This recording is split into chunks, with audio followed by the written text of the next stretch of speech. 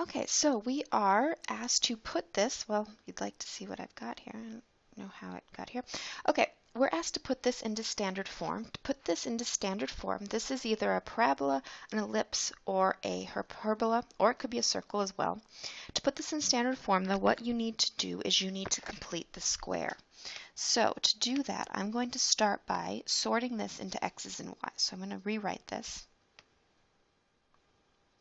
Oh, that's an x.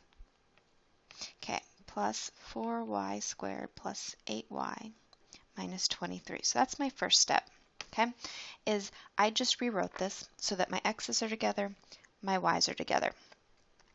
Then what I'm going to do is I'm going to move this next door. I'm going to leave myself some space here. Actually, no, I'm not, because I have another step first.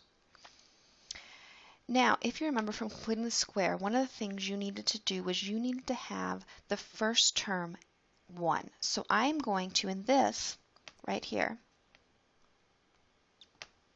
I'm going to pull out a 9, and over here I'm going to pull out a 4. So just among this, so 9 minus 2x plus 4, y squared plus 2y equals 23. Now, if this had been a negative 4, I would have pulled out a negative 4. So I want this completely positive, so I need to pull any signs, any coefficients with it. Okay? Then what I'm going to do is within each one of these parentheses, I'm going to complete the square.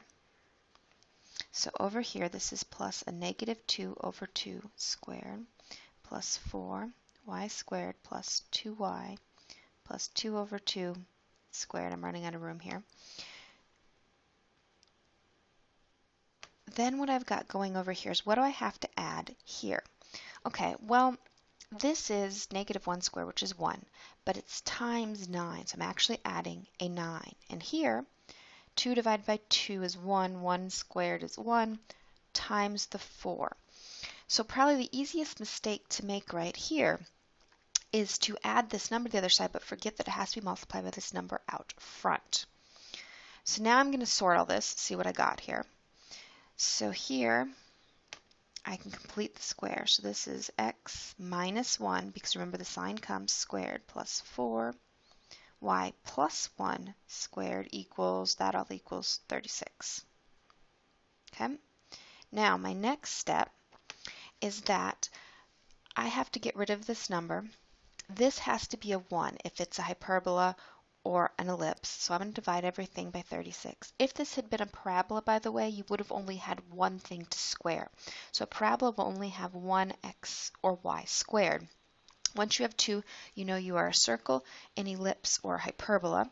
Once you have a number out front like this, you are now a hyperbola or an ellipse.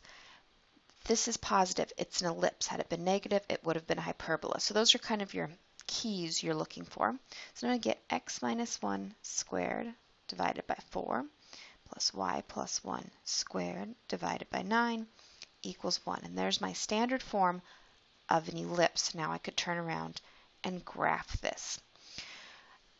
This isn't hard. This is the same steps you do for completing the square. The difference is you do have to watch a lot more pieces, especially when you have to pull a coefficient out. It's really easy to get some arithmetic errors in here, to forget parts, get them left behind.